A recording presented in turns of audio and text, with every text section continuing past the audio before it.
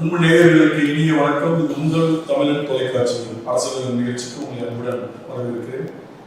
அம்பேத்கர் கல்வி நூற்றாண்டு இயக்கத்தின் மாநில அமைப்பாளர் மா பரதன் உடன் இருக்கிறார். அன்புடன் வரவேற்கும்.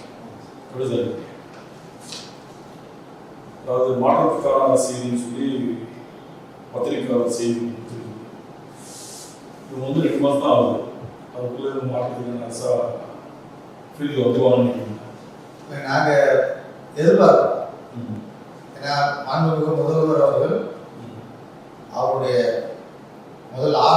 ஆரம்ப உரையிலேயே இது மாற்றத்திற்கான அரசு, மக்களுக்கான அரசு என்று ஆரம்பத்திலே சொல்லியிருக்காங்க. இந்த ஒரு கோஷம் அல்லது இந்த முன்னெடுப்பு இதுவரை எந்த ஒரு அரசாலையும் செய்யப்படாது. இந்த அரசு செய்கின்ற ஒரு சில விஷயங்களை நாங்கள் பார்க்கும்போது குறிப்பாக அலுவலகங்களில் நடக்கக்கூடிய சிறு லஞ்சங்கள் போன்றவர்களெல்லாம் தடுக்கப்பட்டு நேரடியாக பல்வேறு பத்திரிகைகள் வாயிலாக செய்திகள் பார்க்கலாம். மக்களை சந்திப்பதில் அவர் ஒன்றும் பெரிய தடையெல்லாம் இல்லாமல் மக்களை சந்திக்கிற ஒரு போக்கும் அவர் ஒவ்வொரு முறையும் அம்பேத்கரை முன்வைத்து பேசக்கூடிய ஒரு பண்பையும் நாங்கள் பார்க்கலாம். ஏன்னா அம்பேத்கரை முன்வைத்து பேசுகிறவர்கள் ஜாதியற்ற சமூகம் இந்த நாட்டில் இருக்க வேண்டும் என்பதை விரும்புகிறவர்கள் மட்டும்தான் பேச முடியும். லஞ்சம் இல்லாத ஒரு சமூகம் இருக்க வேண்டும், அனைவரும் சமமாக நடத்தப்பட வேண்டும் என்ற கொள்கையை உள்ளவர் தான் அம்பேத்கர். அவருடைய கொள்கையை அடிப்படையாக ஏற்றுக்கொண்டு செயல்படுகின்ற என்ற மாண்புமிகு தமிழக முதல்வர்களை நாங்கள் மிக்க வரவேற்கிறோம், பாராட்டுகிறோம், நம்புகிறோம். மக்கள் அங்கே நம்புகிறோம். எங்களை பொறுத்தவரையில் இது மாதிரி மாற்றத்திற்காக இருக்கும்போது அந்த அரசு சொல்லும் பொழுது நாங்கள் அதை ஆர்வத்தோடு இருக்கோம். சாதாரண ஆர்வம். ஒரு சாப்பாடு கிடைக்காதவனுக்கு உணவு கிடைக்கும் பொழுது எவ்வளவு ஆர்வம் இருக்குமோ அந்த அளவுக்கு ஆர்வத்தோடு விஜய் அவருடைய ஆட்சியில் நாங்கள் எதிர்பார்க்கிறோம். ஏனென்றால் கடந்த 50 ஆண்டுகள் இங்கே சமூக சீர்திருத்தம், சமூக நீதி பேசியவர்களால் எந்த ஒரு நன்மையும் சமூகத்திற்கு ஏற்படவில்லை. எந்த ஒரு மாற்றத்தையும் நீங்கள் கண்ணால் பார்க்க முடியாது. எஸ்சி/எஸ்டி அவங்க ஸ்காலர்ஷிப் ஒரு ஸ்கீம் அறிவிச்சிருந்தார். எஸ்சி எஸ்டிகள் ஸ்காலர்ஷிப் அறிவிச்சது அது 1943 ஐயா அம்பேத்கர் அவர்கள் இருக்கும்போதே அதை ஆரம்பிச்சு சட்டமான சொல்லி முடியும். அப்போ எஸ்சி எஸ்டிக்கான ஸ்காலர்ஷிப் இருந்தது, குறைந்த அளவு இருந்தது. அரசு கல்லூரிகளுக்கு மட்டும்தான் அரசு கல்லூரி, அரசு உதவி கல்லூரி தான் இருந்தது. அதுவும் அரசாணை 222 படி கல்வி கட்டணம் வாங்கக்கூடாது என்றும் உணவுக்கான கட்டணம் இப்போ நாங்களாம் ஸ்காலர்ஷிப் தான் படித்தோம். இப்போ எங்களுக்கான கட்டணம் எவ்வளோ இருந்தது அப்போ அப்படின்னு பார்த்தீங்கன்னா 20,000, 15,000 எவ்வளோ தான் இருந்தது. அப்போ தனியார் கல்லூரிகளில் பார்த்தீங்கன்னா அதிகமான கட்டணம் இருக்கு. இப்போ அரசு ஒரு உதாரணத்துக்கு சொல்றது, அரசு பொறியியல் கல்லூரி 10 கல்லூரி, அதனுடைய இருக்கக்கூடிய சீட்டு 500 சீட். அண்ணா யூனிவர்சிட்டியில் இருக்கக்கூடிய சீட்டு 1500 சீட். எஸ்சிகள் அவ்வளோதான். ஆனால் மேத்ஸ் பயாலஜி அல்லது மேத்ஸ் கணக்கு பாடத்தை முதன்மை பாடமாக கொண்டு படிக்கக்கூடிய எஸ்சி மாணவர்களுடைய எண்ணிக்கை 65,000 ஒவ்வொரு வருஷம் பாஸ் பண்ணுறாங்க. மொத்தம் 1,80,000 பேரில் கணக்கு பாடத்தை மட்டும் எடுத்து படிக்கிறவங்க 65,000 பேர். இந்த 65,000 பேரில் எங்களுக்கு அரசு கட்டணம் இருக்கிற சீட்டு 2,000 சீட்டு. அப்போ 65,000 பேர் படிச்சுட்டு நாங்கள் பொறியியல் படிக்க ரெடியாக இருக்கோம், அரசு எங்களுக்கு தருவது 2,000 சீட்டு. மீதியாவுக்கு எங்கே போகிறது என்பதற்காக தான் அன்றைக்கு இருந்த தலைமைச் செயலாளர் அவர்களும் 2012 மாண்புமிகு அன்றைக்கு இருந்த முதல்வர் ஜெயலலிதா அவர்கள் இந்த அமைப்பினுடைய தலைவர் கிருஷ்ணதாஸ் காந்தி ஐஏஎஸ் அவர்கள் அரசை அணுகி இந்த திட்டத்தை செயல்படுத்த வேண்டும், ஒரு பேர் படிக்க முடியாமல் இருக்கிறாங்க என்று ஏற்கனவே 60,000 பேர் படிக்க முடியாமல் இருக்கிறாங்க. ஆண்டுக்கு 60,000 அட்மிஷன் இல்லை, வர முடியாது, வரல. ஆனால் சீட் எவ்வளோ இருக்கு அப்படின்னு பார்த்தா இன்ஜினியரிங் காலேஜ் சீட்டு 2 லட்சம் சீட்டு. 2 லட்சம் சீட்ல நிரம்பாம இருக்கும். எங்களுக்கு இந்த இந்த தனியார் கல்லூரிகளில் சுயநிதி கல்லூரிகளில் படிப்பதற்கான ஒரு நிதியை வழங்கினார். நாங்கள் அதிகமாக எண்ணிக்கை என்ன செய்வோம், சுயநிதி கல்லூரியில் சேர்ந்து வருவதற்காக ஐயா காந்தி அவருடைய கிறிஸ்தவ காந்தி ஐஏஎஸ் அவருடைய முயற்சியில் அன்னைக்கு இருந்த 2012 அன்னைக்கு இருந்த முதல்வர் அவர்கள் அந்த போஸ்ட் மெட்ரிக் ஸ்காலர்ஷிப் என்ற ஒரு திட்டத்தை அரசு ஆணையாக வெளியிட்டார்கள். அரசாணையின் 6 அதன்படி சுயநிதி கல்லூரிகளில் படிக்கக்கூடிய எஸ்சி எஸ்டி எஸ்சி கிறிஸ்தவ மாணவர்கள் அவர்கள் கல்லூரிக்கு கட்ட வேண்டிய கல்வி கட்டணம் முழுவதையும் அரசே ஏற்கும் என்று ஜியோ நம்பர் 6ல் அவர் சொன்னார். அந்த ஜியோ வந்தது. அதைத் தொடர்ந்து ஜியோ நம்பர் 92ல் முழுமையான ஒவ்வொரு பாடத்திற்கு எவ்வளவு கட்டணம் என்ற விவரத்தையும் அது வெளியிடப்பட்டது. அதுவரை பொறியியல் கல்லூரி 4 ஆண்டுகள் பொறியியல் கல்லூரி படித்தவருடைய எண்ணிக்கை 10,000 பேர். 10,000 பேர் 10,000 பேர் தான். தற்பொழுது இந்த ஸ்காலர்ஷிப் திட்டம் வந்த பிறகு தற்போதைய எண்ணிக்கை 4 ஆண்டுகள் சேர்ந்து 1.5 லட்சம்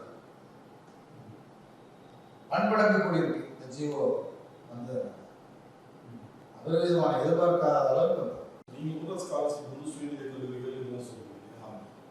கலைஞர் 2வது முறை ஆட்சிக்கு வந்து 71 கொண்டு வந்தாங்க எஸ்சி எஸ்சி மாணவர்களுக்கு ஸ்காலர்ஷிப். அவர் தானே ஆரம்பத்தில் கொண்டு வந்தது. நீங்கள் அதை சொல்லி நான் 71ல் படிச்சுட்டு இருந்தேன். சரிங்களா?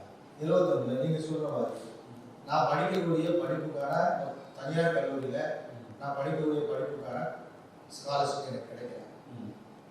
ஏன்னா நான் 79 கல்லூரி படிக்கிறேன். அரசு கல்லூரிகள் அரசு பள்ளிகள் அந்த ஸ்காலர்ஷிப் நான் அவருக்கு திரும்ப வேண்டுகோளாக இருக்கிறேன். இந்த ஸ்காலர்ஷிப் திட்டம் முழுவதும் ஐயா அம்பேத்கர் அவர்கள் கொண்டு வரப்பட்டது. அவர்களுக்குள்ளேயே நான் போல ஒரு சட்டத்தில் வந்து ஒரு சட்டம் ஏற்றிட்டாரு. அந்த சட்டத்தை ஏற்றல, திட்டம் ஏற்றினார். திட்டத்தை வந்து ஒரு அந்த இந்திய அரசுல இல்ல, வைஸ்ராய் அரசுக்கு முன்னே கேட்டு பெறப்பட்ட திட்டம்.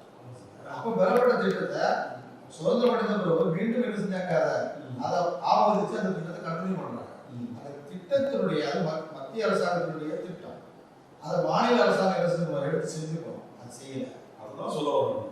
காமராஜர் காலத்தையும் செய்யல, முத்தோஜனாவுடைய காலத்தையும் செய்யல.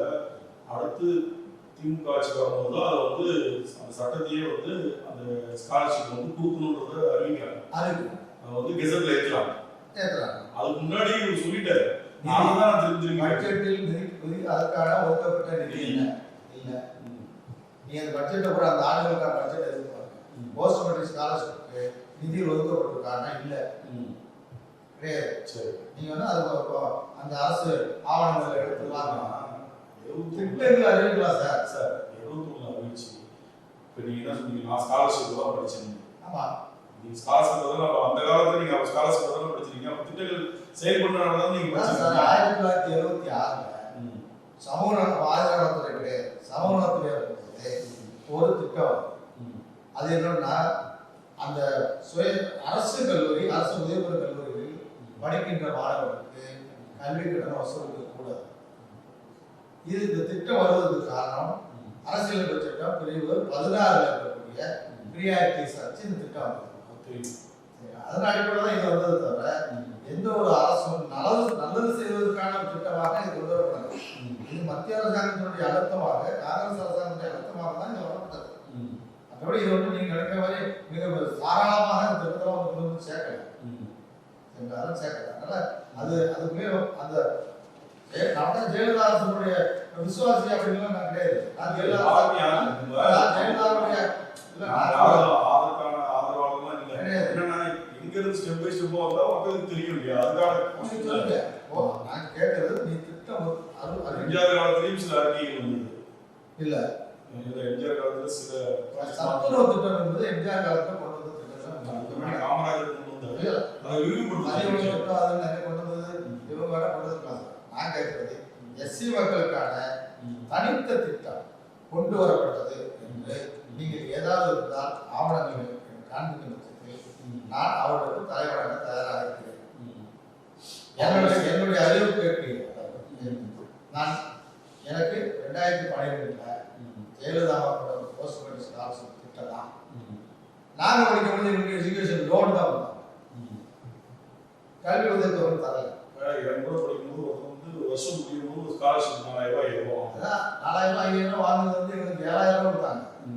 7000 எது கொடுத்தாங்க? அன்னைக்கு இருக்க ஹாஸ்டல் பேசி லோன் இருக்காரு, அது கல்வி உதவித்தொகை. நீங்கள் பழைய திட்டம் இருக்கு பாருங்க, சரிங்களா? அதுக்கப்புறம் பொறியியல் கல்லூரி அல்லது தொழிற்கல்வி படிக்கிற மாணவர்களுக்கு மாதம் 6000 திட்டம் கொண்டாங்க. அது வந்து என்னாச்சு, இவங்க எடப்பாடியார் காலத்தில் அதை எடுத்தாச்சு, அந்த திட்டத்தை எடுத்தாச்சு. ஏன்னா உங்களுக்கு இந்த நாட்டுடைய வளர்ச்சியில் தொழிற்சாலைகள் வளரணும் அப்படின்னா, இந்த நாட்டுடைய வருமானம் எங்கிருந்து வரணும், தொழிற்சாலைகள் தான் வரணும். அதற்கான படிக்கிற நபர்களுக்கான கொடுக்கறதுக்கு முயற்சி பண்ணி பண்ணாங்க. அதுவும் என்ன செய்யல, அதையும் எடுத்துட்டாங்க. அப்போதான் போஸ்ட் மெட்ரிக் ஸ்காலர்ஷிப் வந்து எங்களுக்கு வந்தது இப்போ எண்ணிக்கை எல்லாம் வந்து படிக்க முடிஞ்சது. 2012 தான் படிச்சாங்கன்னு சொல்றீங்களா? எண்ணிக்கை அதிகம். அதுலயே வந்து நிறைய பேர் பியூனா இருந்தவங்க படிச்சு ப்ரொமோஷன் ஆகி மேல வந்துட்டாங்கன்றதெல்லாம் நம்பர் சொல்லுங்க. பர்சன்டேஜ் சும்மா பேசலாம், ஒரு வாரத்தில் பேசுறாங்க. ஒட்டுமொத்த பணியாளர்கள் இத்தனை சதவிகிதம் உயர்நிலை பதவியில் இருந்தார்கள் அப்படின்னு சொல்லுங்க. நீங்க சொல்றதுனா படித்தார்கள் அல்லது படித்தவர்களால இடஒதுக்கீடு கொடுக்கவே இல்லை. எஸ்சி/எஸ்டி பீப்புளுக்கு இடஒதுக்கீடு கிடையாது. அந்த மாதிரி இதே இல்லை. நான் சொல்றேன், நீங்க சொல்றது இப்பவும் சொல்றேன், இடஒதுக்கீடு முழுவதும் நிரப்பப்படவில்லை. பேக்லாக் வேகன்சி இருந்தது இருக்கிறது என்று சென்னை உயர்நீதிமன்றம் இத்தனை சீட் வந்து 1000 சீட் வந்து பேக்லாக் வேகன்சி இருக்குன்னு சொல்லியிருக்கு. நான் சொல்றேன், நீதிமன்றம் சொல்லுது, சரிங்களா? அப்படிங்கும்போது அதாவது ஏதோ ஒன்று செஞ்சோம் அப்படிங்கிறதுக்காக அங்கொன்று இங்கொன்று உதவி செஞ்சார் அப்படிங்கிறாங்க, அங்கொன்று இங்கொன்று ஒரு படித்து விட்டாங்க, ஒட்டுமொத்த சமூகம் படித்து விட்டது என்று எப்படி முடிவெடுக்க முடியும்? சொல்ல முடியாது. ஒட்டுமொத்த சமூகம் புறக்கணிக்கப்பட்டு ஒரு இடத்துல இருக்கும்போது அவங்க படிப்படியா அவங்க முன்னாடி வச்சிருக்காங்கல்ல, யாருமே எதுவும் பண்ணல. படிப்படியா முன்னாடி கொண்டு வைக்கணும்னு சொல்றேன். எத்தனை பேருக்கு அமைச்சரவை வேலைன்னு தெரியும், எத்தனை பேருக்கு வந்து அவர் அங்க வந்து எத்தனை பேருக்கு ஐஏஎஸ் இருந்தாங்க சார்? 50 வருஷத்துக்கு முன்னாடி எத்தனை பேர் ஐஏஎஸ் ஆனாங்க, இப்போ எத்தனை பேர் ஐஏஎஸ் ஆனாங்க? இப்போவா? இப்போ தமிழகத்துல இப்போ அந்த எண்ணிக்கை ஐஏஎஸ் வரல. ஆனா 60 பேருக்கு இருக்காங்க, இங்க ஒரு 60 பேர் இருக்காங்க. நீங்க சொல்ற ஒரு 25 வருஷம் முன்னாடி 60 பேர் இருந்தாங்களா? 30 வருஷம் முன்னாடி 60 பேர் இருந்தாங்களா? நான் கேட்கிறேன். இல்ல, இடஒதுக்கீடு வழங்கப்பட்டதுன்னு சொல்றீங்கல்ல, இடஒதுக்கீடு நீங்க சொல்ற இடஒதுக்கீடு இவர்கள் வழங்கல, அது கான்ஸ்டிடியூஷன் படி கிடைச்சது. யார் எங்களுக்கு பிச்சா போடல சார். இடஒதுக்கீடு ஒரு அரசு தான் சார். நீ என்ன இம்ப்ளிமெண்ட் பண்ணலாம், உங்க அரசு இருக்காதுல்ல. 41 அம்பேத்கர் கிட்டத்தட்ட 21-22 தான் இடஒதுக்கீடுல இருந்து அனௌன்ஸ்மெண்டே வருது. நான் திரும்பி சொல்றேன், இது கான்ஸ்டிடியூஷனல் ரைட். இது 30 வருஷமா ராஜாஜி காலத்துல பண்ணல, பக்தோஜில காலத்துல பண்ணல, காமராஜர் காலத்துல பண்ணல, அண்ணா காலத்துல பண்ணல, 71 தான் அந்த 41 போட்டாங்க. ஆல்ரெடி அவ்வளவு நாள் இருந்தது கொண்டு வராங்க. ஆர்டர் கொண்டு வரலாம், நிதி ஒதுக்கீடு ஆர்டர் கொண்டு வாங்க. உண்மையிலே போஸ்ட் மெட்ரிக் ஸ்காலர்ஷிப் ஒரு திட்டத்தை தமிழ்நாட்டில் முதலில் வாயால் உச்சரித்தது கலைஞர் பான்மூர் கலைஞர்கள் தான். ஆனால் அதுக்கு நிதி ஒதுக்கீடு இல்லை. அதுக்கு நிதி ஒதுக்கீடு அன்னைக்கு 300 கோடி ரூபாய், அன்னைக்கு 2012 300 கோடி ரூபாயை ஒதுக்க சொல்லி பல நாட்கள் எஸ்சி/எஸ்டி அரசு ஐஏஎஸ் அதிகாரிகள் அன்றைக்கு இருந்த அரசுகள் ஒதுக்கல, இவர்கள் ஒதுக்கினார். அந்த ஒதுக்கீடு விளைவு என்ன நடந்திருக்கு அப்படின்னா அபரிமிதமான கல்வியில் வளர்ச்சி அடைஞ்சது தான் நான் சொல்றேன். அதாவது இந்த அரசு சாரா அந்த அரசு சாரா அவருடைய கடமை. எங்களை பொறுத்தவரை ஒரு அரசு அது செய்தது எங்களுக்கு செய்ய வேண்டிய கடமை. அது கான்ஸ்டிடியூஷனல் ரைட்ஸ். அரசியல் இடத்துல இருக்கிறது நீங்க செயல்படுத்துறீங்க. பஞ்சாயத்து நடத்தணும்னா நீங்க வந்து என்ன செய்றீங்க, உங்க வீடு போட்டு வராங்க. அந்த மாதிரி அரசியல் இடத்துல எங்களுக்கு பெரிய 16 எங்களுக்கு இருக்கு, எங்களுக்கு உரிமை இருக்கு. அந்த உரிமையிலேயே நீங்க ஒழுங்கா செய்யறது இல்லை. அது செய்யறது சரியா இருக்காது. அது நமக்கு நான் சொல்ல முடியாது. இந்தியா முழுவதும்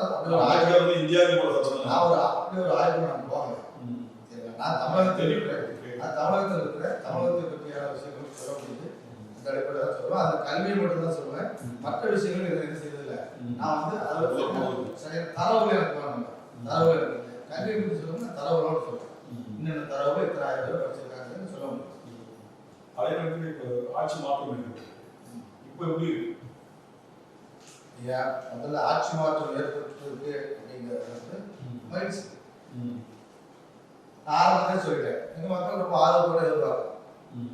எங்களுக்கு ஏதாவது மற்ற சமூக நீதி பேசக்கூடியவர்கள் வந்து புதிய ஒரு மாற்றம் எங்களுக்கு வரும்னு நாங்கள் எதிர்பார்க்கிறோம். சமூக நீதி இதுவரை பேசியவர்கள் எதுவுமே இந்த சமூகத்திற்கு நீங்கள் வந்து பண்ணல, பெரிய அளவில் இல்லை. நீங்கள் சாப்பிடும் பொழுது ஒரு படி சோறு அள்ளி ஒரு நாய் வைக்கிற மாதிரி வச்சதுனால அந்த சமூக நீதி சரியாயிருமா சொல்லுங்க. அல்லது ஒரு ரொட்டி சாப்பிடுங்க, ஒரு ரொட்டி ஒரு நாய் போனதுனால அந்த நாய் வந்து பசியா இருக்கு என்று நீங்க சொல்ல முடியுமா? என்ன மாதிரியான அதற்கான நிதி ஒதுக்கீடு உங்க சமூகத்துக்கு உங்க அம்மா அந்த அமைப்புகள் இல்லை. எப்படி நடக்கும்? இந்த ஆட்சி வந்து ஒரே ஒரு விஷயம் கூட சொல்றேன், அமைச்சராக ஒரே ஒரு ஒரு அரசு உயர்வுக்காக இத்தனை லட்சம் கோடி ரூபாய் சம்பளமாக ஒதுக்கணும்னு திட்டம் வச்சிருக்காங்க. அது வந்து கரெக்டாக ஒதுக்கப்படுது. 7.5% இடஒதுக்கீடு மாணவர்களுக்கு இத்தனை லட்சம் ரூபாய் ஒதுக்கீடு செய்யணும் ஒதுக்கீடு செய்யறாங்க. ஆனால் பட்டியலிட மாணவர்களுக்கான நிதி ஒதுக்கீடு மட்டும் ஏன் செய்யறது சிரமம், ஏன் பின்தங்கி இருக்காங்க? இதைத்தான் நாங்கள் சொல்றோம், எங்களுக்கு ஏற்படுகின்ற அநீதின்னு சொல்றோம். மாற்று கருத்து இல்லை, அதை நீங்க தான் அரசு டைரக்டா கேள்வி எங்களுக்கு நிதி ஒதுக்க மாட்டேங்க, எங்க நிதியை ஏன் செலவு பண்ணுறீங்க? எத்தனை யாரெல்லாம் கேட்கறாங்க? கேட்டதுனால எங்க இதெல்லாம் வழக்கு போட்டுருக்காங்க. அப்போ அது என்னதான் தீர்வு? இந்த தீர்வு மக்கள் வாக்களிக்கிறது தான் தீர்வு. அந்த தீர்வு தான் இவங்க எதிர்பார்க்கிறோம். நாங்கள் மாணவர் விஜய் அவர்கள் நம்ம எதிர்பார்க்கிறது. அப்படி இது வரைக்கும் நாங்கள் நசுக்கப்பட்டிருக்கோம், ஒடுக்கப்பட்டிருக்கோம். உங்கள் மூலமாக எங்கள் சமூகத்தினுடைய மாணவர்கள் உயர்கல்வி படிக்கட்டும் என்பதுதான் நாங்கள் எதிர்பார்க்கக்கூடிய விஷயமாக இருக்கு. அதனால தான் இதை சொல்றோம். அதனால் என்ன நீங்கள் ஒவ்வொன்றா எடுத்துப்பாங்க. எம்பிபிஎஸ் 14,000 சீட்டு, 14,000 சீட்டில் எங்களுக்கு வர வேண்டிய 2,500 சீட்டு. ஆனால் இங்கே இருக்கிறது 1,700 சீட்டு. மீதி மாணவர்களை பார்க்கலாம். தனியார் நிறுவனங்கள் அதிக இடம் இருக்கு. அந்த தனியார் நிறுவனத்துக்கு ஸ்காலர்ஷிப் கொடுத்தாலும் அவங்க கேட்கறான், உங்களுக்கு என்ன கேட்கறான்? 10 லட்சம் கட்டி கொடுக்கலாம், 5 லட்சம் கட்டுங்கிறான். அதை கேட்பதற்கு எந்த நபர்களுக்காக இதுவரை எந்த அரசுகளுக்காக அதிகாரிகளுக்காக அதை கேட்க முடியுதுங்களா? சரிங்களா? சொல்லுங்க. அது மாதிரி பொறியியல் படிப்புக்கு நீங்க எண்ணிக்கையில் அதிகமாக எண்ணிக்கையில் மக்கள் படிக்க வந்திருக்காங்க. எங்களுக்கு அரசு ஒதுக்கீடு அண்ணா யூனிவர்சிட்டி ஒதுக்கீடு எங்களுக்கு 37,000 சீட்டு. ஆனால் இதுவரை வந்திருக்கிறது வந்து 25 கூட வரல, 25 கூட வரல. மாணவர்கள் ஏன் படிக்க வரல? ஸ்காலர்ஷிப் வந்து என்ன கொடுக்கறத வந்து கட் பண்ணி வச்சுருக்காங்க. அண்ணா யூனிவர்சிட்டியில் அரசு போஸ்ட் மெட்ரிக் ஸ்காலர்ஷிப் வந்து 2 காம்பனண்ட். ஒன்று வந்து மேனேஜ்மெண்ட் கோட்டா, கவர்மெண்ட். இந்த கவர்மெண்ட் கோட்டாவுக்கு பணம் கொடுக்குறாங்க, மேனேஜ்மெண்ட் கோட்டாவுக்கு பணம் கொடுக்க கூடாதுன்னு ஒரு ஜிஓ பாஸ் பண்ணி வச்சிருக்காங்க, ஜிஓ நம்பர் 72. இது ரத்து செய்ய சொல்லி எடப்பாடியார் காலத்துல இருந்து மாண்புமிகு எடப்பாடியார் காலத்துல இருந்து இங்கே அதுக்கு அடுத்தால இருந்த அரசு முழுவதும் கேட்டு பார்த்தா யாரும் அதை செவி செய்ய பணத்தை ஸ்காலர்ஷிப்பை பொறுத்தவரையில் 60% மத்திய அரசாங்கம், 40% தான் இவங்க கொடுக்காங்க. இவங்களுடைய மொத்த செலவு வந்து அதிகபட்சம் 450 கோடி. அவ்வளவுதான். இதே அவர் பண்டிச்சர் ஓ பண்டிச்சர் மாண்பு ஓ பண்டிச்சர் இருக்கும்போது 2,000 கோடி ரூபாய் பணம் கொடுத்தாரு. இப்போ மத்திய அரசாங்கம் பாதி சுமையை ஏற்றுச்சு, 60% நிதியை ஏற்றுச்சு. அப்படி எங்களுக்கு தரதில் என்ன சிரமம்? அவங்களுக்கு இது தரமாட்டேங்குது. இதனால ஏறக்குறைய 80,000 மாணவர்கள் பாதிச்சு ஒரு வருஷத்துக்கு ஓவரால் ஒரு 8 வருஷம் ஒரு 80,000 மாணவர்கள் பாதிச்சு.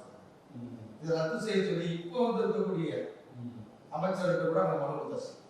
இப்போ வந்து இருக்கக்கூடிய அந்த துறை சார்ந்த செயலாளருக்கு மனு கொடுத்தோம். யாரும் அதை வந்து வயசு இருக்கு. இது ஒரு அநீதி இருக்கு. அடுத்து பார்த்தீங்கன்னா சுயநிதி கல்லூரி, ஹாஸ்டல், கலை மற்றும் அறிவியல் கல்லூரியில் எங்கள் மாணவர்களுக்கு வழங்கக்கூடிய கல்வி உதவித்தொகை 1,500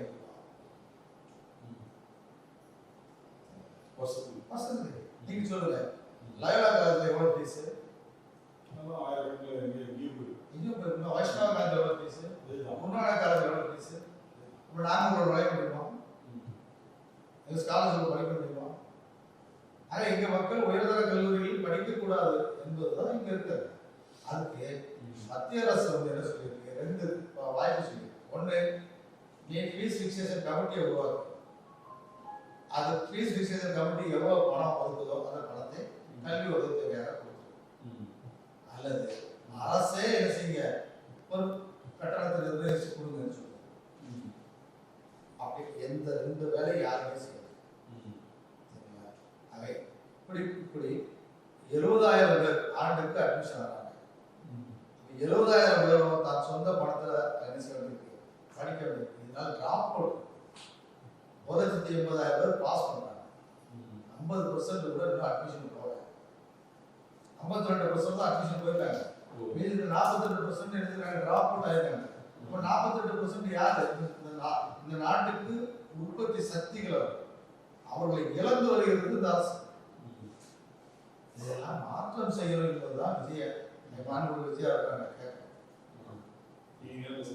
நேர சந்திக்க முடியாது. அதுக்காக அப்பாயின்மெண்ட் தரணும், அப்பாயின்மெண்ட் கேட்கணும், அதுக்காக சொல்லணும். அந்த மாதிரி அவ்வளோ சீக்கிரம் முன்ன மாதிரி நாங்கள் அவரை பார்க்க யாரும் பார்க்க முடியாது. அமைச்சர்கள் யாரும் நாங்கள் மாண்புமிகு முதல்வர் அவர் ஸ்டாலின் அவர்கிட்ட போய் அப்பாயின்மெண்ட் கேட்டு 5 வருஷம் காத்திருந்து தரல. எடப்பாடி அவர்கிட்ட அதே மாதிரி 5 வருஷம் காத்திருந்தான். அங்கே இருக்கக்கூடிய ஐஏஎஸ் அதிகாரிகள் போய் அப்பாயின்மெண்ட் ஐஏஎஸ் அதிகாரிகள் போய் நாங்கள் லெட்டர் கொடுத்தோம், எங்களுக்கு அப்பாயின்மெண்ட் வந்து தரல. இதே நிலை தான், அதே அதிகாரிகள் தான் பூமிக்கிறாங்க. அவங்க தருவார்கள் என்று எனக்கு தெரியல. நினைத்தால் ஒருவேளை மாண்புமிகு முதல்வர்கள் உங்க செய்தி மூலமாக எங்களை அழைத்தால் நாங்கள் எங்களுடைய குறைகள், எங்கள் இதுவரை எங்கள் புறக்கணிக்கப்பட்டவர்களாக இருக்கக்கூடிய எங்கள் மீது அநீதி நடந்தது, எங்கள் மீது அராசகம் பண்ணியிருக்காங்க. இதை வந்து என்ன செய்யணும், மாற்றணும். நீங்க தான் மாற்றணும் என்று அவர்கள் நாங்கள் என்ன செய்யணும், கோரிக்கை வைக்கலாம். அதுக்கு ஒரு வாய்ப்பு தந்தால் நாங்கள் செய்ய தயாராக இருக்கிறோம். நீங்க ஒரு கேள்வியாக நீங்க கேட்டீங்க, இது நிறைய பேர் எஸ்சிவிக்கு அமைச்சராக கொடுத்துருக்கீங்கன்னு சொன்னீங்க. மரியாதைக்குரிய ஆதிராமத்துறை அமைச்சர், இருக்கக்கூடிய சமூகத்துறை அமைச்சர், அவர் வந்து ஒரு சமூகத்திற்காக பல்வேறு போராட்டங்களில் ஈடுபட்டார். அதை யாரும் மறக்க முடியாது. மற்ற அமைச்சர்களை பற்றி எங்கே இந்த சமூகத்துக்கான போராட்டத்தில் ஈடுபட்டார் என்று எனக்கு தெரியாது. ஈடுபட்டிருக்காங்க தெரியாது. அமைச்சரவையில் அதிகமான பேருக்கு இடம் கொடுத்ததுக்காக சமூகத்துக்கு மாற்றம் வந்துடும் அப்படிங்கிற ஒரு கற்பனை உலகத்தில் போக வேண்டாம் என்பதே என்னுடைய கருத்து. உங்களை சரியான ஆள், நீங்க வந்து இந்த பட்டியல மக்களுக்கான ஆள் என்று சொன்னால் நிதி ஒதுக்கீடு அதை வெளிப்படுத்தினால் நிச்சயமாக இருக்கும். நாங்கள் இந்த அரசுக்கு நன்றி உள்ளதாக மரியாதை உள்ளதாக நாங்கள் பார்ப்போம் என்பதை எங்களுக்கு கேட்கிறோம். தொடர்ந்து பேசுவோம். நன்றி. சிறிய விளம்பர இடைவெளி மீண்டும் ஆசிரியர்கள் தொடர்கிறது. வேற என்ன மாதிரி இருக்கு சிஎஸ்டி பீப்புள் இதுக்குள்ளேயே வேற ஒரு பிரிவுகள் வேற எவ்வளவு பேர் இந்த மாதிரி பார்த்து சட்டப்படி எஸ்சிஎஸ்சி மக்கள் பிரிவுகள் கிடையாது. எஸ்டி இருக்காங்க, எஸ்சி இருக்காங்க, எஸ்டி இருக்காங்க. சரிங்களா? இப்போ எஸ்டி மாணவர்களை பொறுத்தவரையில் அவருக்கு நடக்கக்கூடிய ஒரு பெரிய அநீதி என்பது மருத்துவக் கல்லூரியில் எஸ்சி மாணவர், தனியார் மருத்துவக் கல்லூரியில் எஸ்சி மாணவர் சேர்ந்து படித்தால் அவருக்கு 13 லட்சத்திலிருந்து 16 லட்சம் வரைக்கும் கல்லூரியில் வந்து கட்டணம் கல்வி உதவி கிடைக்கும். ஆனால் எஸ்டி மாணவர்களுக்கு 6 லட்சம் தான் கிடைக்கும். இந்த எஸ்டி மாணவர்களுக்கான ஒதுக்கீடு மத்திய அரசு ஒதுக்கீடு அவர் ஒதுக்குறாங்க. மாநில அரசுடைய பங்கு எதுவுமே இல்லை. எங்களுடைய கோரிக்கையாக நாங்கள் இருக்கிறோம். இந்த மீதி பணம் 13 லட்சத்தில் 6 லட்சம் தெரியும். மீதி பணத்தை மாநில நிதியிலிருந்து கொடுக்கணும். அப்போ மாநில நிதியிலிருந்து கொடுத்தால் அந்த மாணவர்களுக்கு கிடைக்கின்ற ஒரு அநீதி வந்து சமமாக சரி செய்யப்படும் என்பதுதான் எங்களுடைய வேண்டுகோளாக நாங்கள் பார்க்கிறோம். நிறைய மாணவர்கள் வந்து நீட் எழுதுறாங்க. நம்ம துறை கூட முதல்வர் அவர்கள் வந்து ஒரு பழமொழி ஒரு குழந்தைய வந்து பார்த்தாங்க. பார்க்கும்போது அவர் பாராட்டுறதை பற்றி போட்டோம் ஆனால் அவருக்கான வரக்கூடிய நிதி அரசாங்கம் வரக்கூடிய நிதி 6 லட்சம் வரும். இங்கிலீஷ் சேர்ந்தால் 6 லட்சம் வரும். மீதி கொண்டு கடன் வாங்கணும். உங்களுக்கு தெரியும், சாதாரண யார் அவங்க கடன் கொடுக்கும்? அவங்க நிலம் இல்லை, வீடு இல்லை, அவங்களுக்கு 6 லட்சம் 7 லட்சம் 10 லட்சம் யார் கடன் கொடுக்கும்? வாய்ப்பு. அதனால தான் சொல்கிறோம், பழங்குடி மக்கள் இருக்கிறதுலேயே மிகவும் அடிமட்டத்தில் கொண்டு அரசாங்கம் இதுவரைக்கும் இருந்த எல்லா அரசுகளும் சொல்லுது. நீங்க பல ஒரு ஜேபிங்கிற ஒரு சினிமா வரலாம், பலமுறை வந்து இத்தனை ஒரு சாதாரண மக்களுக்கு யாருக்கு தெரியும்? யாருக்கும் தெரியாது. நீங்க அதை வரும்போது இருள பழங்குடின்னு ஒரு பழங்குடி இருக்குன்னு உங்களுக்கு தெரியுது. அதுபோக கொடைக்கானல் பழைய பழங்குடி இருக்குன்னு யாருக்கு தெரியும்? யாருக்கும் தெரியாது. ஆக 39 வகையான பழங்குடியில இனம் இருக்கிறது. அந்த இனத்தை பற்றி யாருக்கு தெரியும்? சினிமான்னு ஒரு எடுத்துறாங்க. சினிமான்னு ஒரு எடுத்துறாங்க. தெரிஞ்சனால்தான் இருளரை பற்றி தெரியுது, மற்ற பழங்குடியை பற்றி தெரியாது. எத்தனை பேர் தெரியும்? கொடைக்கானல் போகலாம், சுகமாக இருக்கலாம். ஊட்டிக்கு போகலாம், நீங்க வந்து அங்க இருக்கக்கூடிய அந்த சீசன் அனுபவிக்கணும். வீடு இல்லாமல் இருக்கக்கூடிய பழங்குடி மக்கள் அந்த குழுவில் இருக்கிறாங்க. அதை யாரும் பார்க்கறது? அதுக்கான வீடு திட்டங்கள் எங்க இருக்குது? இல்ல, ஒதுக்கீடு எங்க இருக்குது? ரொம்ப குறைவு. அவர்களுக்கு தொழில் செய்ய அவர்களுக்கு நிலம் வழங்கணும்.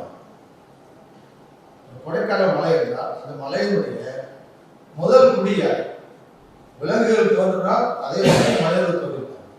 அவங்கதான் பழக்கம். அங்க இருக்க அனைத்து இடங்களையும் தனியார்கள் எஸ்டேட்டுகளாக ஆக்கிரமித்து கொண்டார்கள். எப்படி உள்ள வந்தாங்க? இந்த அரசுடைய அனுமதியெல்லாம் வர முடியுமா? இந்த வருவாய்த்துறை என்பது மிக ஸ்ட்ரிக்டான துறைன்னு சொல்றாங்க. இவங்களுடைய அனுமதி இல்லாமல் உள்ள போயிருக்க முடியுமா? அது எப்படி பணக்காரர்கள் போயிருக்கு? பழங்குடிகள் அனைத்து இடங்களிலும் அவர்களுடைய வேலி ஓரத்தில் குடியிருக்கக்கூடியவர்களாக இருக்கிறாங்க. அது ஊட்டியாக இருந்தாலும் கொடைக்கானலாக தான் இருந்தால் ஏற்காடாக தான் இருந்தால் வேலை ஓரத்தில் இருக்கக்கூடிய ஒரு அகதிகளை போட்டு குடியிருக்கக்கூடிய ஒரு நிலைமை தான் நீங்க பழங்குடி கட்டுறீங்க. அதுக்கான திட்டம் நீங்க சொல்லுங்க. உங்களுடைய கவனத்துக்கு பழங்குடி மக்களுக்கு என்னென்ன திட்டங்கள் கொண்டு வரப்பட்டது, என்னென்ன தலைவர்கள் பழங்குடி இடத்துல வந்து இங்கே வந்து அரசு சட்டசபையில் அலங்கரித்திருக்கிறாங்க சொல்லுங்க. யார் கேட்கிறது? அரசியலமைப்பு சட்டம் என்ன சொல்லுது? ஒடுக்கப்பட்ட பிற்படுத்தப்பட்டவர்களை அரசு சிறப்பு கவனம் செலுத்தணும்னு சொல்லியிருக்கலாம். அதுக்காக சிறப்பு ஒடுக்குறு திட்டம் கொண்டு வந்திருக்காங்க. அந்த சிறப்பு ஒடுக்குறு திட்டத்துக்கு நிதி ஒதுக்கணும் அப்படின்னா எஸ்சி மக்களுக்கு எவ்வளவு ஒதுக்கணும்? 60,000 கோடி. ஒதுக்கி இருக்கிறது 14,000 கோடி. பட்டியல் மாணவர்களுக்கு ஒதுக்கி இருக்கிறது எவ்வளவு?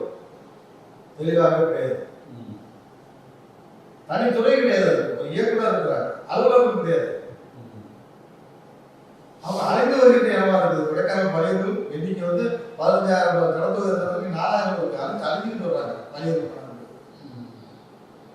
ஆக ஒரு இனம் அழிகிறதை வேடிக்கை பார்க்கின்ற சமூக நீதி பேசிக்கொண்டிருக்கணும். எப்படி அது?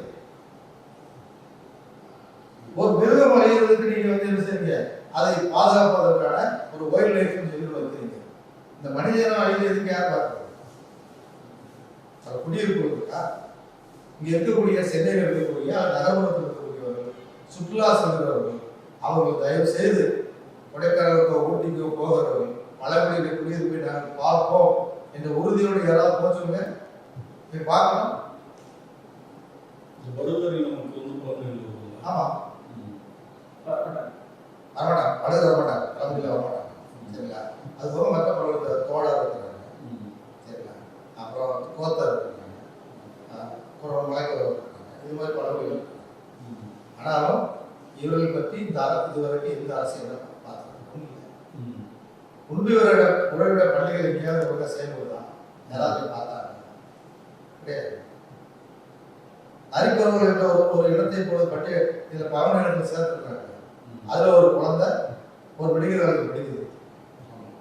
அந்த குழந்தை 6 லட்சம் ரூபா எனக்கு மீது அவர் கட்ட முடியல. அறிக்கொருவர் கட்ட முடியல. 6 கட்டுவார் தெரியும்.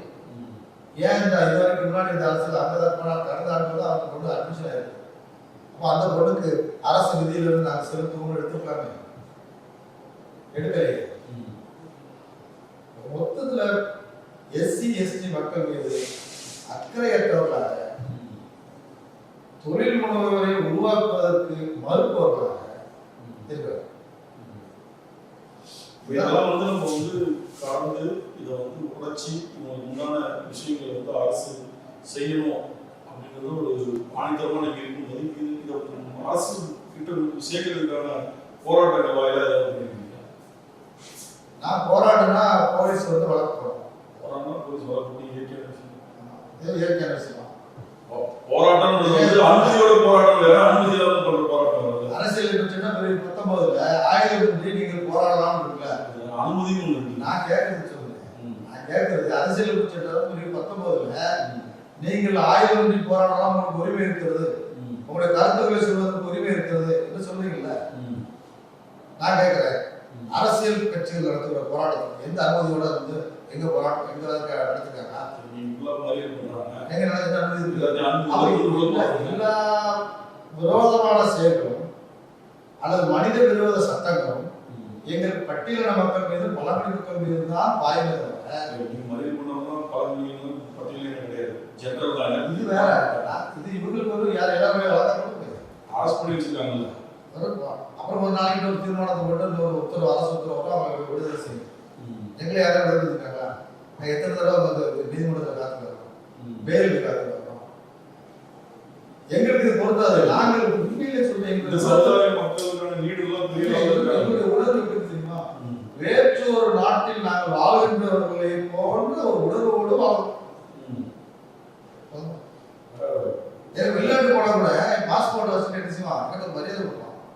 ஆனா இந்தியாவுக்கு பிறந்து பூர்வீகமாக பிறந்து இங்கேயே வளர்ந்தவர்கள் எங்களுக்கு தன்மானங்களுக்கு தொடர்ந்து அரசுகளால் செய்யப்படுகிறது.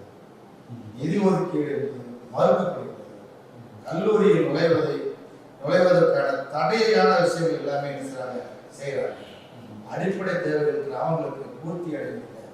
அதை செய்வதற்கு அவர்கள் முன்வருவது முழுவதும் ஒரு சாலை அமைப்பதென்றால் அந்த சாலை போடப்பட்ட 6 மாதத்திற்குள் அது வந்து சாலை உடைகின்ற ஒரு தன்மை, இப்படிப்பட்ட ஒரு நிலை இருக்கிறத தவிர நாங்கள் இதை எதிர்த்து போராடி பல முறை எதிர்த்து நாங்கள் போராடி ஒரு மீன் கரைக்கு ஒதுங்குவதற்கு ஒரு தவளை கரைக்கு ஒதுங்குவதற்கு வரும்போது அதை பிடிச்சி திரும்பி தண்ணியில் இருக்கிற மாதிரி தான் எங்களை மீண்டும் என்ன செய்கிறாங்க, ஒரு ஒடுக்கப்பட்ட நிலைமையில் வைத்துக் கொண்டிருக்கிறாங்க. ஆனால் நாங்கள் வளர்ந்துருக்கிறோம், வளராமல் இல்லை, வளர்ந்துருக்கிறோம், சிரமப்பட்டு தான் வளர்ந்துருக்கோம். ஒரு ஐஏஎஸ் இருக்காங்க அப்படின்னா ஐஏஎஸ் வந்து அவரோட சிரமப்பட்டு தான் மேலே வந்துருக்காங்க. வந்த போது பதவியில் இருக்க முடியுமான்னு தெரியாது. தமிழகத்துடைய வரலாறு நீங்கள் எடுத்து படிங்க. ஒரு தலைமைச் செயலாளராக இருந்த ஒருவர் மீண்டும் ஒரு துறை செயலாளராக மாற்றப்பட்டிருக்காங்க. இல்லையே, அப்படியே முருகானந்தன் ஐஏஎஸ் மட்டும் துறை செயலாளர் மாற்றினாங்க. தலைமைச் செயலாளர், நிதி செயலாளர், உங்களுக்கு பார்க்கலாம், 8 வளர்ச்சி பார்க்கலாம். ஒருவர் வந்து நிதி செயலாளர் வருவாரு, தலைமைச் செயலாளர் வருவாரு, ஓய்வு. முருகானந்தம் தலைமைச் செயலாளர் வந்து நிதி செயலாளர் கொடுக்கல, தொழில்துறை செயலாளர் கொடுக்கல, வேற எதுவும் செயலாளர். இப்படி ஐஏஎஸ் அதிகாரிகள் பட்டியல் ஐஏஎஸ் அதிகாரிகள் கேட்டு தனியா பேசி பாருங்க, குமரர்கள் தனியாக தெரியும். இந்த மாதிரி விஷயங்களுக்கு யார் முக்கிய காரணம்? யார் முக்கிய காரணம்னா ஆட்சியாளர்கள். உங்களுக்கு வந்து அது பகுப்பாய்வு படி பார்க்க தெரியல, சட்டம் தெரியல, இந்த மக்கள் யார் இந்த மக்கள் யார் பார்க்க தெரியல. லாபம் என்பதிலிருந்து எவ்வளவு லாபம் அளிக்கலாம் என்பதை போயிருக்கிறாங்க. அதை மாற்றுவதற்கு தான் நாங்கள் செய்றாங்க. மக்களை தேர்வு செஞ்ச அரசு நாங்கள் இந்த அரசு எங்கள் மீது அக்கறை எடுக்க வேண்டும், எங்களுக்கான நிதி ஒதுக்கீடு சரிபடுத்தணும், எங்களுக்கான தடை சட்டங்களை ரத்து செய்யணும், வன்கொடுமை தடுப்பு சட்டத்தை அமல்படுத்தணும். வன்கொடுமை தடுப்பு சட்டத்தை அமல்படுத்துறதே கிடையாது, வன்கொடுமை தடுப்பு சட்டத்தை அமல்படுத்தணும். நிலம் இல்லாதவர்களுக்கு நிலம் வாங்கணும், பழங்குடி மக்கள் பயன்படுத்துகின்ற நிலத்துக்கு பட்டா வாங்கணும். இதெல்லாம் நடக்கும்போது எங்களுடைய மேம்பாடு, தொழில் முனைவோருக்கு எந்த விதமான நிபந்தனையும் என்று நடக்கும். நீங்க வந்து எத்தனை லட்சம் கோடி ரூபாய் கடன் தள்ளுபடி பண்றாங்க, அது யாருக்காவது எந்த ஒரு எஸ்சிக்காவது அந்த அதனுடைய 1 லட்சம் வந்துருக்குமா, அதனுடைய தள்ளுபடியில் 1 லட்சம் எஸ்சிகள் வந்துருக்குமா? அது அந்த துறை சார்ந்தது வந்து அந்த துறையை சார்ந்தவர்களாகவே பல வருடங்கள் போராடிய ஒரு கட்சி, அவங்களாகவே அந்த கட்சியை முன்னிறுத்தி நீங்க வந்து தலித் பிரதிநிதிகளாகவே போராடணும்னு சொல்லலாம். நீங்க அந்த கட்சி வந்து ஒரு கூட்டணியோட போய் நீங்க ஆயத்தத்துறை அமைச்சராக முன்னேறிருக்காரு, அவரும் நிறைய போராட்டம் பண்ணாரு. இப்போ அவர் வந்து 2.5 மாசம் ஆச்சு, அவர் உடனடியா நிறைய திட்டங்களை வந்து இம்ப்ளிமெண்ட் பண்ணலாமே மக்களுக்காக. அது இருக்க முடியும், ஒரே 2 மாதத்துல இம்ப்ளிமெண்ட் பண்ண முடியும். அவர் சமூக அக்கறையால சமூகத்துக்கான போராட்டங்கள், அவருடைய போராட்டம் வந்து அளவிட முடியாத அளவுக்கு மதிப்பு மிக்க போராட்டங்கள். அவரை வந்து நம்ம என்ன சொல்ற எந்த விதத்திலையும் ஒரு புள்ளி அளவு கூட குறை மதிக்க முடியாது. ஆனால் அப்படிப்பட்ட ஒரு நபர் மாற்றத்திற்காக நான் இருக்கிறேன் என்று சொல்லக்கூடிய ஒரு முதல்வரிடம் அமைச்சராக இருப்பதுதான் பெருமை. அவர் அமைச்சர் முதல்வரோடு பேசி நாங்கள் நம்புகிறோம். அவர் பொதுவாக எல்லாருமே சந்திக்கின்ற ஒரு போக்கு இருக்குது. அவர் சந்திக்கிறாங்க. அவருக்கு என்ன கடை எதுவுமே கிடையாது. அவர் சந்திப்பதற்கு அப்பாயின்மெண்ட் கொடுக்குற அவசியமே கிடையாது. யாருனாலும் எப்போ பார்க்கலாம் என்ற உணர்வோடு இருக்கிறார். அதனால் அது வந்து அவருடைய பண்பை காட்டுது. அவரை பார்ப்பதற்கு பல முறை முயற்சி எடுக்கும்போது அவர்கள் காரணமாக அவரை சந்திக்க முடியாது. மக்கள் பார்க்க ஈஸியாக பார்க்கலாம். நான் சொல்றது நாங்கள் பார்க்க போகும்போது பட்ஜெட் செஷன், பட்ஜெட்டுக்கான ஒரு ஆய்வு, அதுக்கான ஒரு கலந்துரையாடல் நடத்திட்டு இருக்காங்க. இந்த போய் நான் இன்னைக்கு அவரை பார்க்க நான் சொல்ல முடியாது. ஏன்னா நீங்க ஒரு அமைப்பு, ஒரு இயக்கம், இது வந்து பல 1000 மாணவர்களுக்கான ஒரு கல்வி படிப்புக்கான ஒரு முன்னெடுப்பான ஒரு இயக்கமா இருக்கு. அப்போ அதுக்கான விஷயங்கள் நீங்க பண்ணும்போது அவர்களுக்கு தபால் மூலமாக அல்லது இன்னும் சில நண்பர்கள் மூலமாக அவர்களுக்கு செய்தியை சேர்த்தோம். மாணவர்களுடைய நிலை குறித்து சேர்த்தோம். நாங்கள் தான் பார்க்கணும் இல்லை, எங்களுக்காக பணியாற்றி மற்ற நண்பர்கள் இருக்கிறாங்க, அவங்க அவர்களுக்கு சேர்த்துருக்காங்க. அவங்களுக்கு பரிவோடு நான் கவனிப்பேன் என்று அவர் சொல்லியிருக்காங்க. ஏன்னா இந்த மாதிரி விஷயங்களுக்கு போன ஆக்சுவலி ஒரு போராடணும், நீங்க கொடுக்கணும், செய்யணும், இது வந்து சேர்ந்து போராட்டம் சண்டை போடுவது. அப்போ அந்த இடத்துல வந்து அந்த சீட் உட்காரும் போது அதை உடனடியாக அதை செய்யறதுக்கான வேலைகள் இருக்கு. அதுக்கான திட்டங்களை அவர் தீட்டுன்னு சொல்றாரு. பார்ப்போம் பட்ஜெட் வந்த கூட பார்ப்போம். அதுக்கு முன்னாடி யாரையும் அனுமானிக்க முடியாது. பட்ஜெட் வந்த கூட பார்ப்போம். நீங்க நேரத்தில் ஒரு எஸ்சி ஒருத்தர் உட்கார்ந்து ஒரு அமைச்சராக உட்கார்ந்தனால ஒரு பெரிய மாற்றத்தை அந்த அரசாங்க கொண்டு வரணும்னு நம்புறீங்களா? இல்ல, ஒண்ணுமே இல்லாத இருந்ததுக்கு ஒருத்தர் ஒண்ணுமே இல்லாத இடத்துக்கு யாருக்குமே சொல்ல மாட்டாங்க.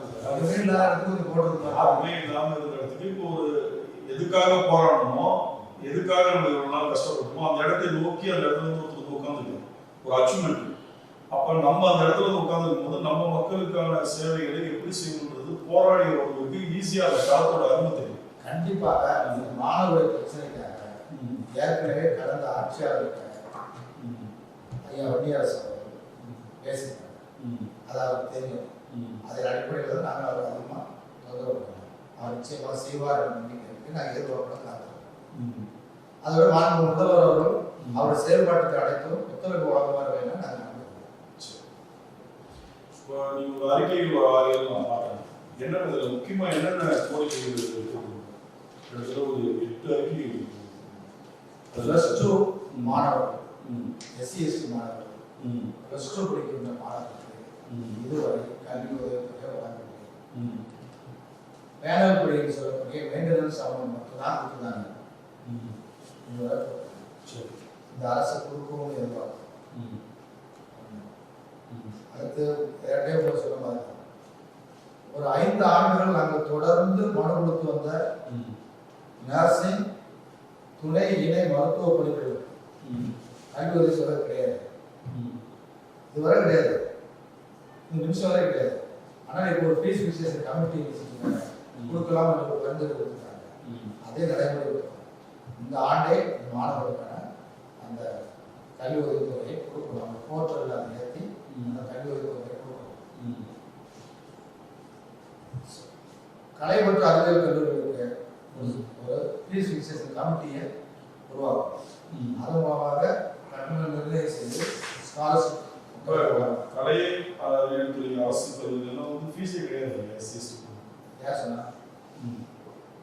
அரசு கல்லூரிகள் கிடையாது. அதுதான் சொல்றேன். நான் சொல்ல தனியார் கல்லூரி எண்ணிக்கை, அரசு கல்லூரி எண்ணிக்கை தனியார் கல்லூரி எண்ணிக்கைன்னு பாருங்க. அரசு கல்லூரிகளில் போதுமான அளவு மாணவர்களுக்கான இடம் இல்லை. 18% மேலே யாரும் போடுறது? ஏன் 18% மேலே போட்டாங்க? அப்படி ஒன்றும் தடை சட்டம் கிடையாது. இந்த கல்லூரியில் என்ன செய்யுது? 18% பாடிக்கிறாங்க.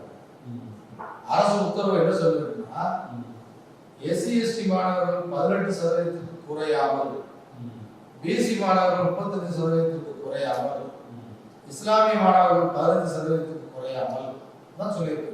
மிகவும் வார்த்தை இல்லை. அந்த கல்லூரியில் என்ன செய்யறாங்க? அது 18 தாண்டி நிறுத்தப்பட்டிருக்காங்க. ஏன் கொடுத்தால எங்களுக்கு கடந்த ஆண்டு 3500 இடம் நிரப்பப்படாமல் இருக்கிறது அரசு கல்லூரி, பொறியியல் கல்லூரி. அவர் நிரப்பப்படாத இடத்தை எங்களுக்கு கொடுத்திருந்த SC மாணவர்கள் கொடுத்திருந்தா அவர் கட்டணமாக படிச்சிருப்பாங்களா? அவர் திட்டத்தை ஒரு ஜீவோ வந்து கொண்டு வந்திருக்காங்க.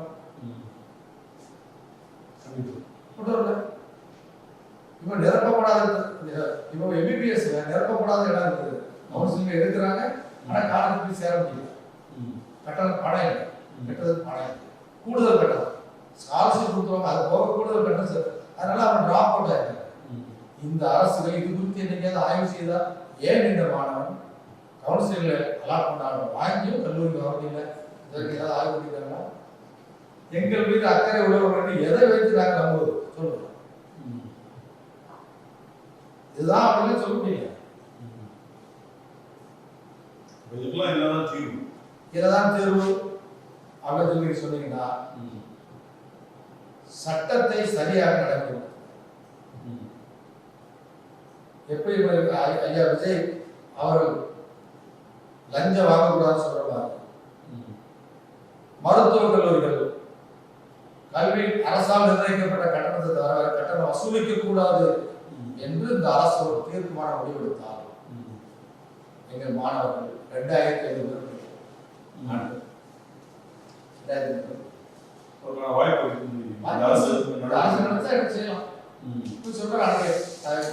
நம்முடைய சுகாதாரத்துறை அமைச்சர் இருக்காங்க.